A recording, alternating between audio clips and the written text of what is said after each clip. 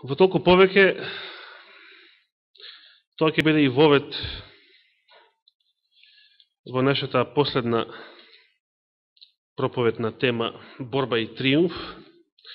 Јас најавив дека ќе зборуваме за духовното оружје оваа сабота.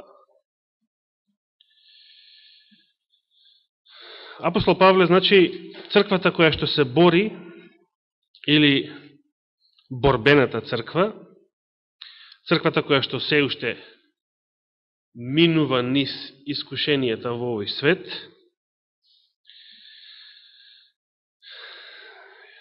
ја смета како војска, штом се бори. И не само тој, црквата е споредена со војска, уште во Стариот Завет. Како што е споредена и со жена, па и војската и жената се именки од женски род, и армијата именка од женски род. Па има основа да се толкува напишаното од Соломон во песната над песните, дека црквата ќе биде страшна како војска со знамиња. Но тоа повеќе одговора на триумфалната црква, тој опис таму, односно црквата која што веќе ќе победи. И за таа црква зборувавме на тема остаток од минатиот месец, бидејќи 144.000 ќе бидат триумфалната црква во глобален, значи, смисол, на крајот од историјата на овој свет, или црквата која што ќе победи. Црквата која што ќе го победи и НАТО пактот. Зашто зборувавме минатата сабота. И тоа без оружје. Сепак, знаеме дека Библијата зборува за некакви оружја, за некое духовно оружје, за кое што би сакале да се позанимаваме оваа сабота. Кој е тоа духовно оружје за кое што зборува апостол Павле? Како прво, дали во Божјата црква имало буквални војници или лица кои што биле по професија воени лица? Се сеќавате ли?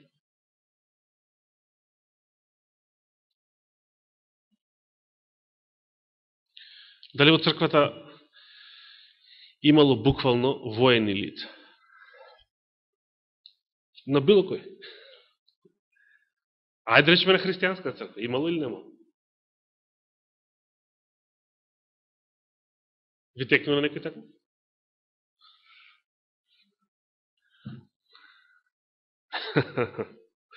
А во Новиот Завет, христијанска црква, имало воени лица? Ви текнува на некој тако? Со кого започнала црквата на незнабожците?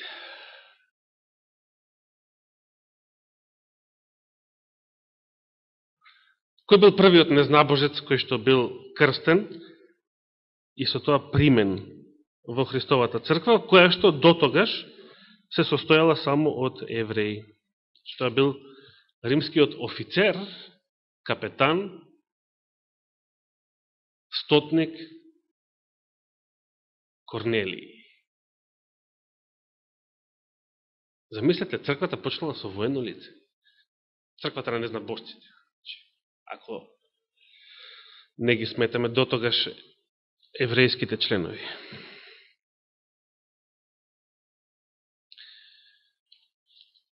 Се сеќавате на Евангелијата во колку ситуации Христос имал работа или се соочил со воени лица?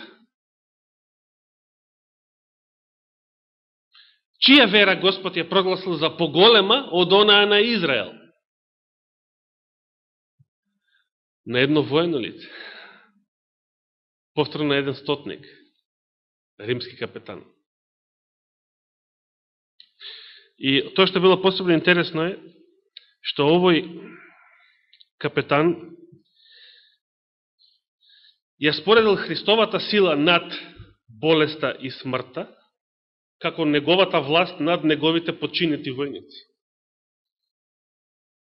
Како што јас им наредувам на своите војници,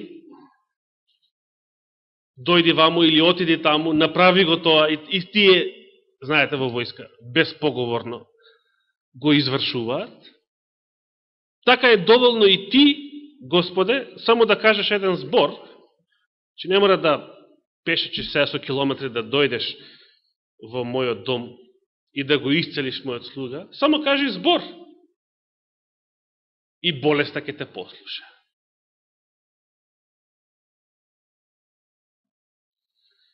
Додека евреите се тепале, кај кого попрво да дојде Исус, и тоа само оние кои што верувале во Него, се разбира, а сепак голем дел од народот верувал во Него, кои што подоцна дури благодарение на водачите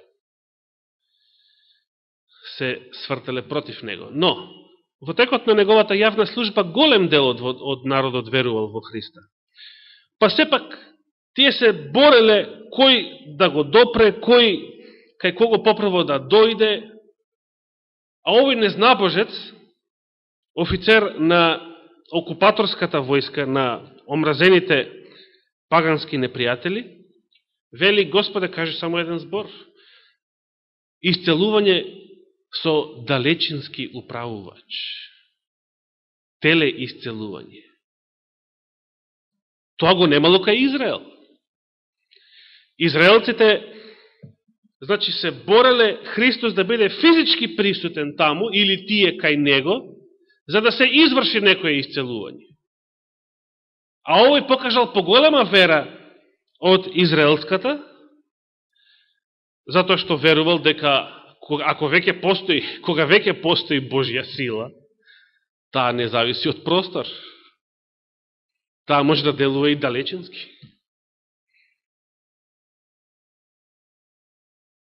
Всушност, тој капетан покажал една новозаветна вера. Зошто? Бидејќи, живејќи во новиот завет, денеска, например, дали верниците го имаат Христа физички присутен помеѓу нив? Дали ние го имаме денес Христа физички присутен? Што кажа самиот апостол Павле, со тие зборови завршив мењатата сабота, 2 Коринтијаните 5 глава.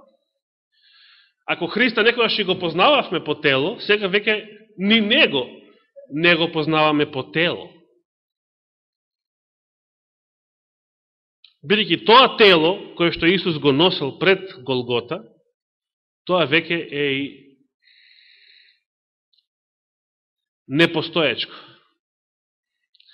Таа грешна, смртна природа била за секогаш распната на крстот.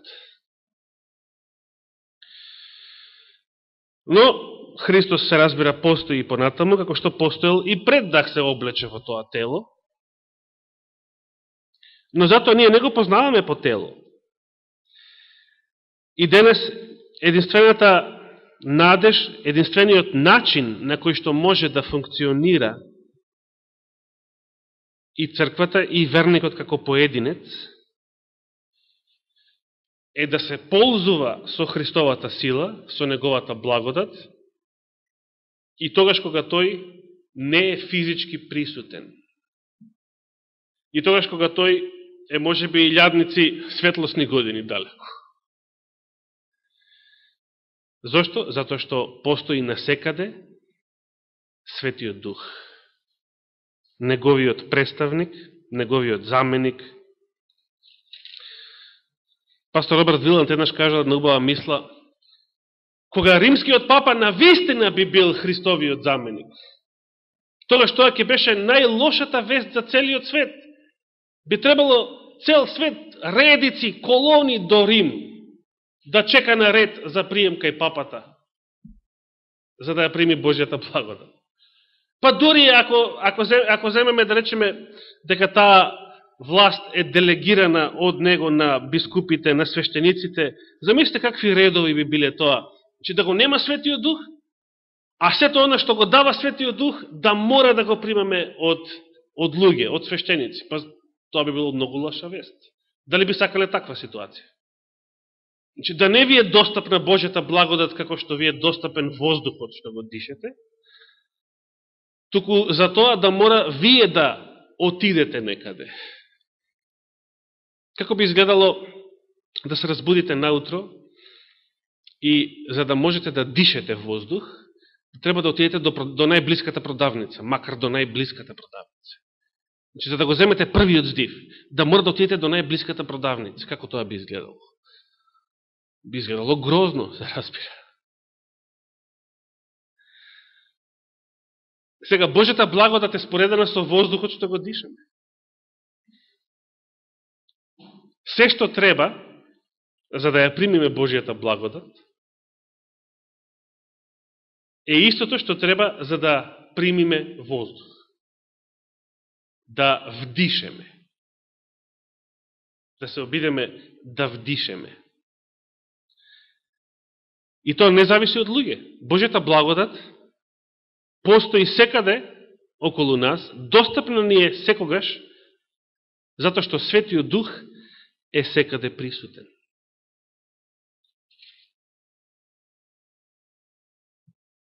Светиот Дух ни е секаде достапен.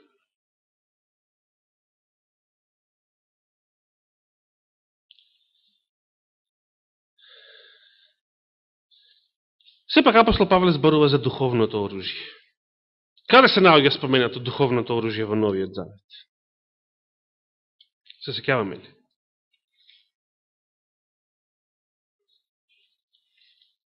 Ефесијаните 6 глава. Да отвориме на тоа место.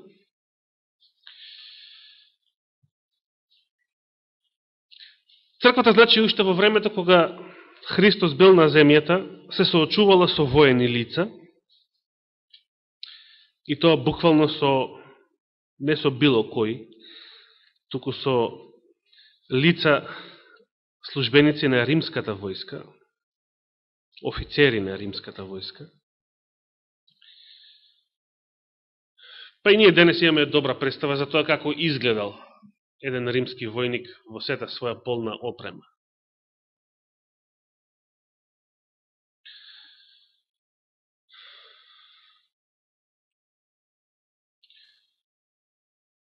Почнуваме да читаме од 10 стих, кој што представува еден вовет.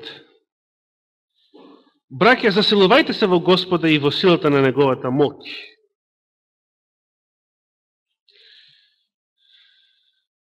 И сега, каде е таа моќ? Облечете се во сето оружје Божјо, за да се одржите против ѓаволското лукавство.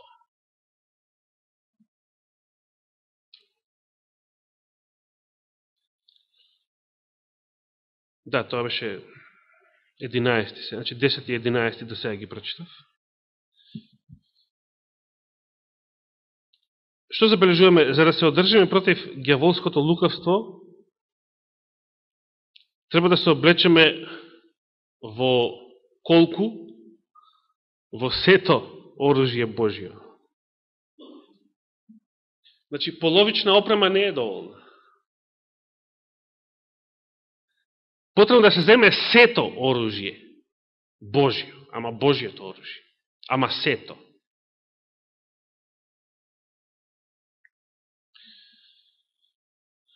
Се сеќаваме дека на Давид не му одговарала баш воената опрема на царот Саул. Ја дори си го замислам како некој кому тој штит му тежел премногу. Да не можел ни да го носи. Било тешко да стои со него. Може би и мечот бил малку потежок за тие тинејџерски години.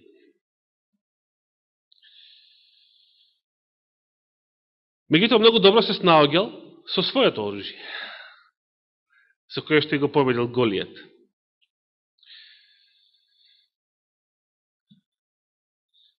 Дванаесетиот стих вели, зашто нашата борба не е против крв и тело, туку против началствата, против властите, против световните управители на темнината од овој век, против поднебесните духови на злобата. Апостол Павле ги наведува отворено по име оние кои што имаат вистинската власт во овој свет. Бидејќи сите други се само нивни марионети или обожаватели. И сега 13 стих повторно, поради тоа, значи имајќи предвид кој ви е непријател, непријатели ви се оние кои што не гинат од куршум, сабја не ги сече.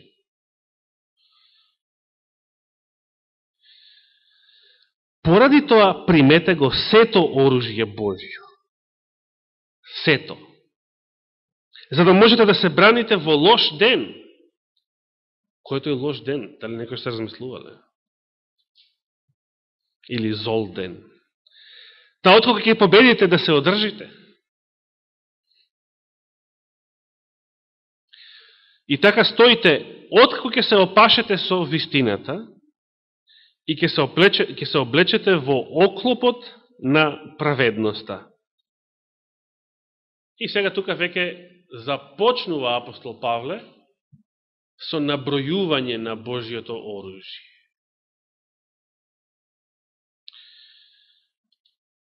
Прво вели дека треба да бидеме опашани со вистината. Значи, која е најглавното оружје? Првото оружје е вистината. Без вистината, дали може да се протиставиме на непријателот, на лукавството? Не може. Ако веруваме лага, измама, заблуда, ерес, ние не можеме да се спротиставиме на непријателот. Лесно ќе бидеме победени.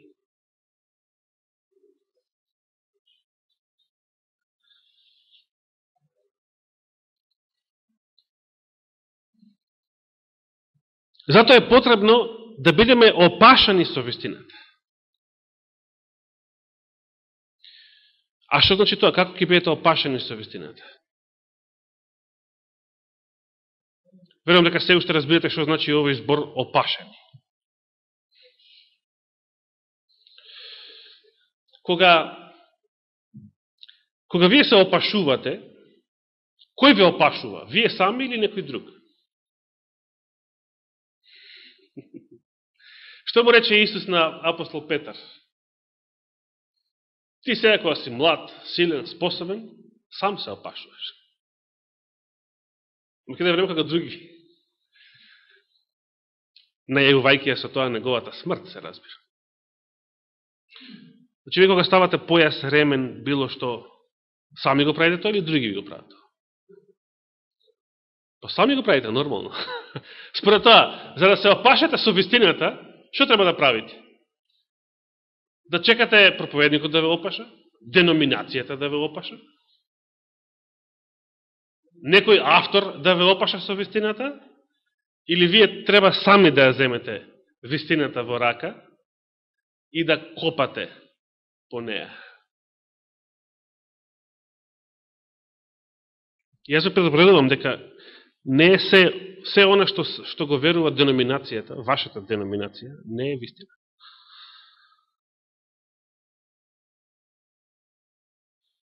Треба да проучуваме за да бидеме опашани со вистината.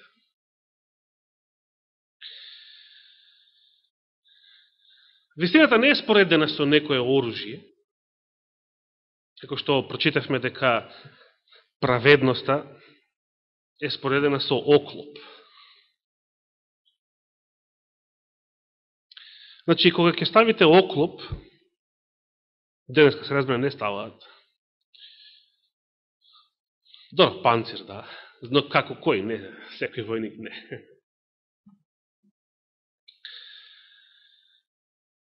Зошто праведноста е споредена со оклоп? Оклопот е нешто што треба да се облече, да се стави на себе, на својата снага. Значи, представува еден вид штит, но таков штит, не таков штит кој што го држиш во рака, затоа станува збор подоцна, туку таков во кој што си облечен.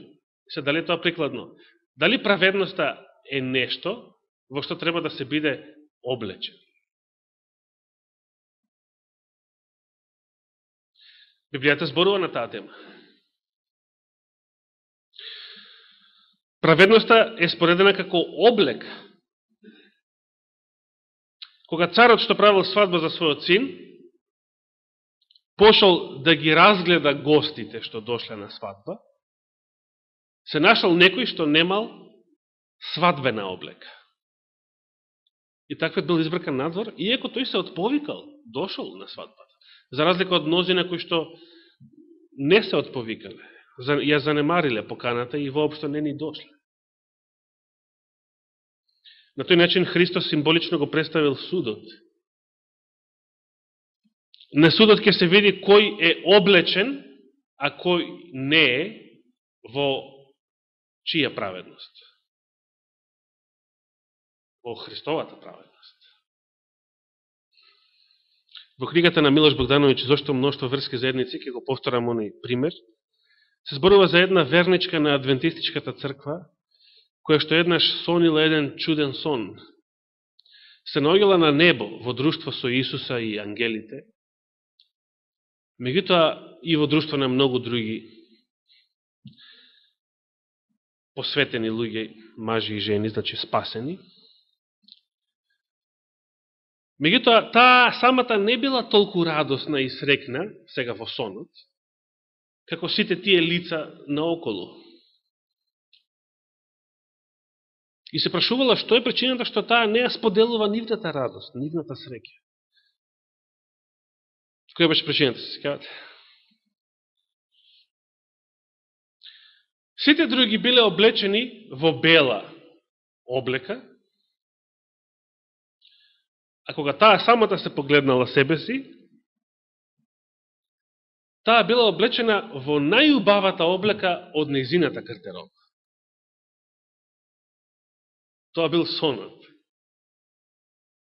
Значи, најубавата наша облека, што може човечка фабрика да ја произведе во овој свет, ќе биде нешто со што би се срамеле во Божјето царство. Би се срамеле тоа да го носиме во Божјето царство. Зошто? Бидејќи буквално во што се облечени жителите на Божјето царство? Се сеќавате на Божјата слава? За колку време беше таа проповед? Неколку месеци, може. Тие се облечени во Божјата слава, во ангелската облека. Светлина зрачи од нив. Христовата праведност е нешто во што треба да бидеме облечени. И се разбира, кој е тој што ќе издржи во војна со лукавиот? Тој што ја има Христовата праведност или тој што е неправеден? Тој што е блудник во Божјата црква. Како може утре заутре блудникот во Божјата црква, дури и тој што само негува грешни мисли и да не направил некој буквален блуд, значи тој што не е облечен во Христа, како може тој утре заутре да се спротистави на жигот на зверот? Или кој попрво ќе се спротистави на искушението, дури ако се соочува со закана со смрт, со маченичка смрт заради верата? Тој што ја има Христовата праведност или тој што ја нема Христовата праведност? Тој што ја има. Бидејќи тој што ја нема лесно ќе попушти. Лесно ќе попушти и многу полесно ќе биде да се најдат 1000 изговори за да се прими жигот на зверот, конкретно, или да се отстапи од вистината, отколку да се трпи заради неја. Затоа апостол Павле им пишува на галатјаните, велејќи: сите вие кои што во Христа се крстивте, Галатјаните 3:27, Во Христа се облековте. И тој стих се пее на секој велик ден, ако забележавте.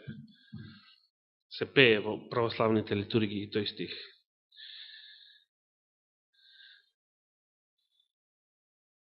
Тој стих го пишуваше и во оние стари свидетелства за крштевање. Јас имам едно такво пред 20 години. Значи, освен што секој добива свој стих за крштевање, тој стих стоеше испечатен на сите свидетелства. Сите вие кои што во Христа се крстивте, во Христа се облековте. Во Христа треба да се биде облечен. Христос не е некоја теорија и филозофија што треба да се верува, или некоја наука што треба да се исповеда, да се поучува, туку е праведноста Божја во која што треба да се биде облечен. И нозете да ви бидат обуени во подготвеност за да благовестите мир. Блажени се вели Исаија, а цитира Павле во Римјаните, нозете на оние кои што носат или благовестат мир. Во случајов каков мир? Што е тоа да благовестите мир? Значи, тоа не е како да ги смирите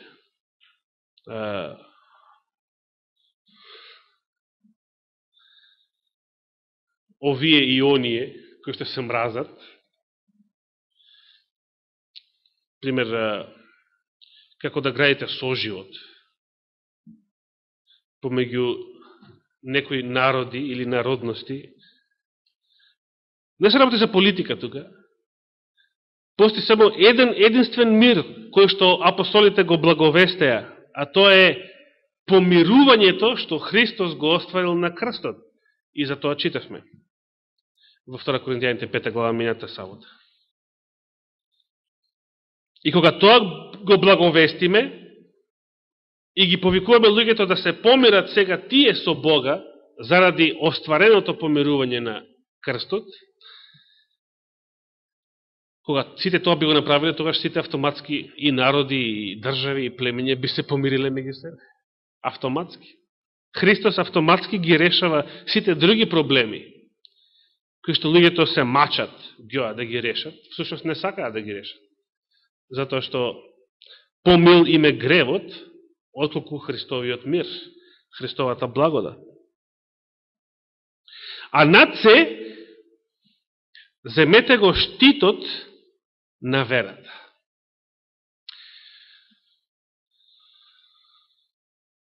Со кој ќе можете да ги изгаснете сите вжештени стрели на лукавиот.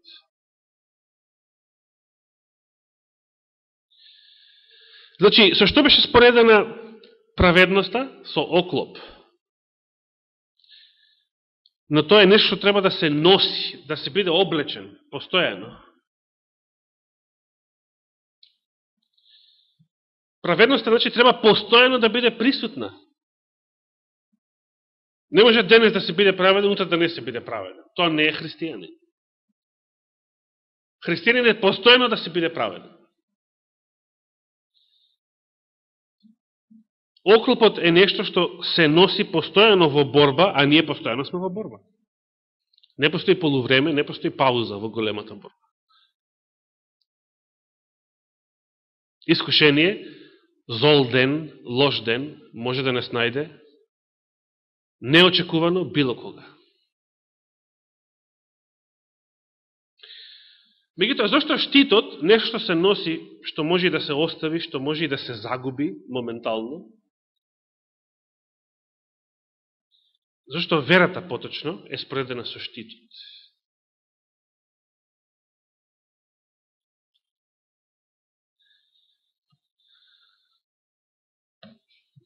Значи, и оклопот е да штити, и штитот е да штити, но зашто верата е со штитот, а не обратно. Значи, зашто не вели Павле, облече се во оклопот на верата, а земете го штитот на праведност.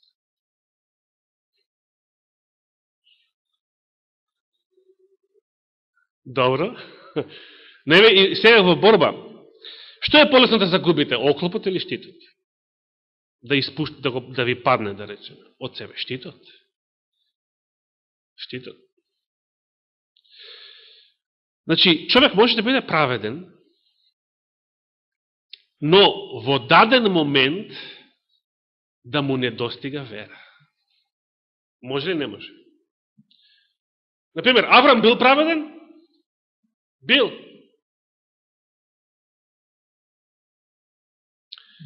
Значи, кога Господ го повикал Аврама, излезе од Ур Халдески, Аврам бил праведен пред тоа? Бил. Значи, тој праведен Аврам, кој што ги слушал Божите заповеди, кој што бил праведен, што му требало за да излезе од Ур Халдески? Вера.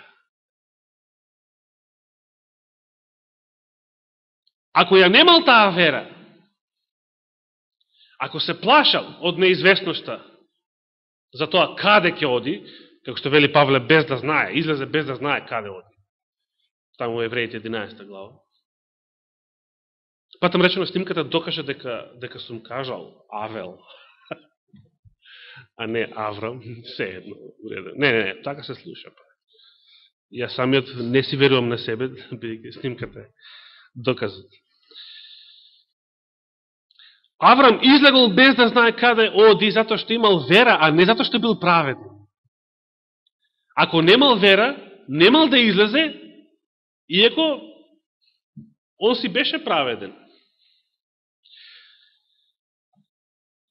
И сега, бидејќи поуката е да се облечете во сето оружје Божјо, значи, вие може да бидете праведни или да мислите дека сте праведни. Например, јас живеам според 10 Божји заповеди.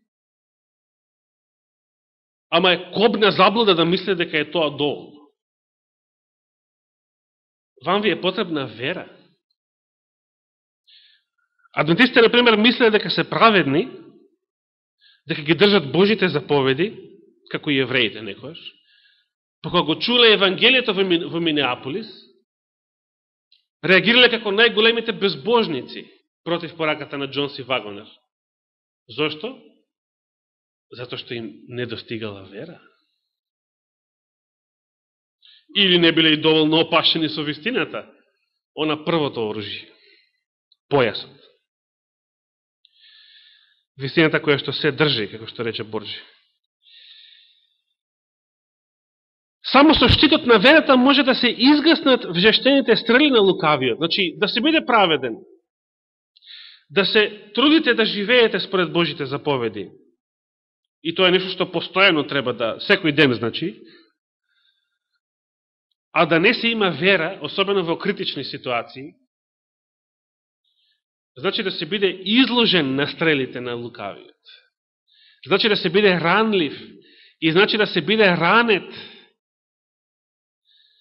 А тоа значи поголема шанса да се падне во таа борба. Или да се отпадне, како сакате. И на крајот го споменува 17 стих: земете го и шлемот на спасението и духовниот меч, кој што е Словото Божјо. Заедно со оклопот и штитот, и шлемот има функција да штити.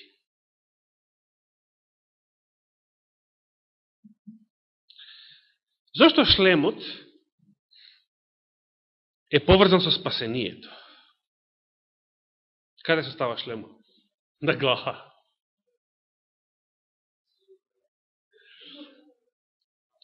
Во војна некој може да загуби рака, да загуби нога, па да биде жив. Но ако загуби глава,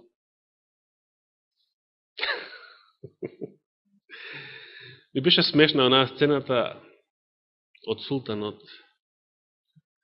каде што овој, како се викаше, Ѓулага, го прашува бајачот, кажи ми, ке имам ли глава? Како стои со мене? Па после се откажал, подобро не ми кажува. Значи, дали ќе живеам? Ке имам глава? Но има нешто друго. Зошто шлемот е поврзан со спасението. Спасението треба да го примите во вашата глава, во вашиот ум. И каде поконкретно? Во челниот резен. Еднаш брат Борче зборуваше на таа тема за светилиштето, ако се сеќавате, мејатата година, и каде се треба да се влезе во умот.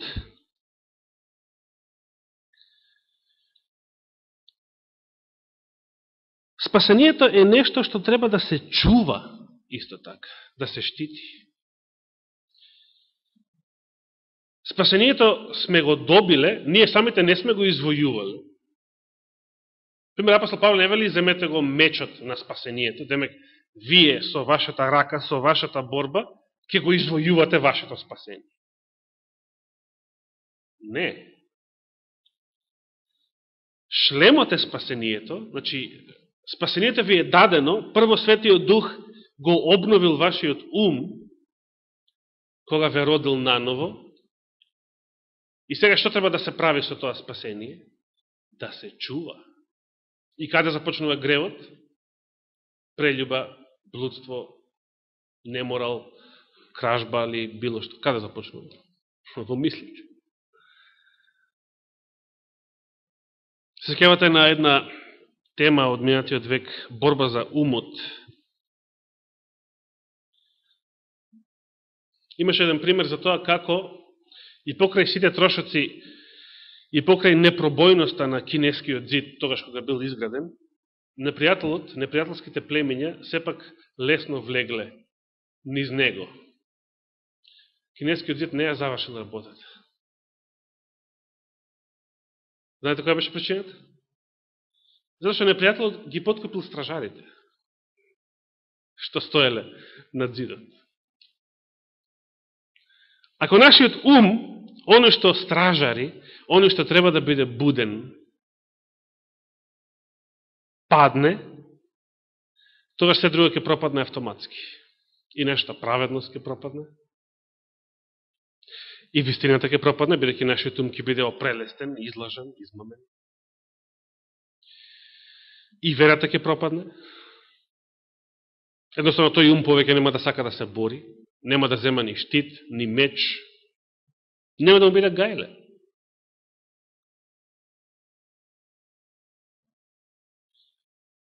И на крај, духовниот меч кој е Словото Божјо.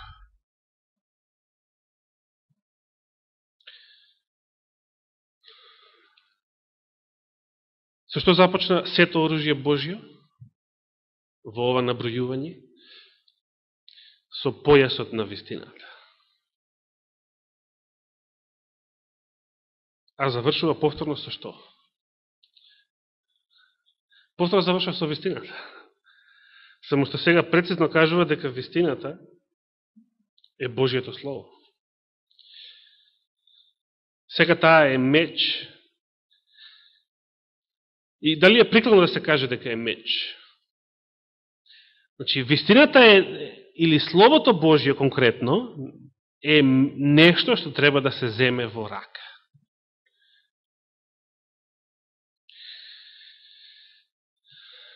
Веројатно, од сите наброени оружја, најсилното е мечот во раката на еден војник.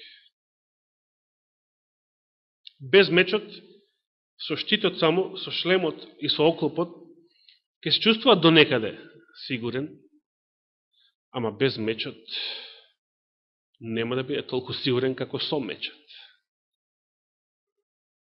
За напад.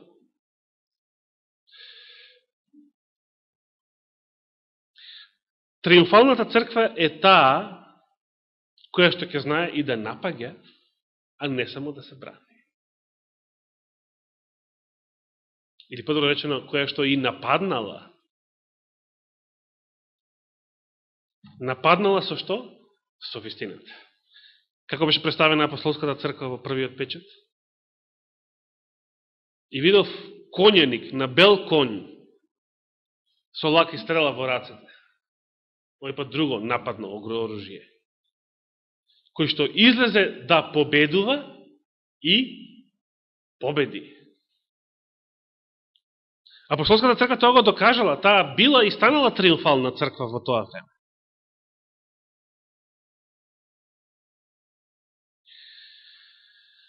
Со вистината треба да се напаѓа. Што значи, Словото Божие треба да се проповеда. Но зашто апостол Павле тоа го стави на крај? Затоа што ако ја немаме вистината, ако не сме опашани ние самите со вистината, ако не сме облечени во Христовата праведност, ако го немаме штитот на вера, значи ако немаме вера самите ние, во борба со искушение, и ако го немаме шлемот на спасението, например, не сме сигурни во нашето спасение, тога што ќе проповедате на овој свет? Ќе проповедате лага, токму така. Дури на крај ја споменува Божјето Слово, духовниот меч, односно вистината како нападно оружје. Дури на крај доаѓа нашата уста, бидејќи прво умот треба да го нахраниме со Словото Божие, па после устата да зборува од Словото Божие, а не од вишокот на своето срце.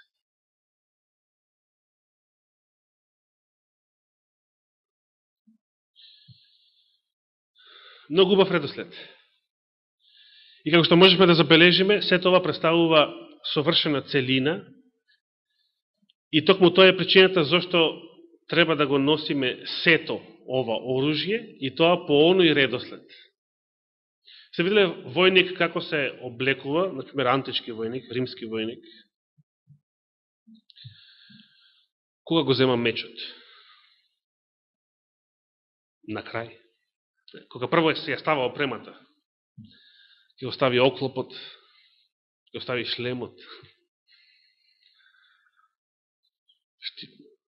Мечот на крај го зима. Не го зима прво мечот. Прво го држите мечот и после ќе ставате штит со мечот. Односно оклоп. Така и во овој поредок.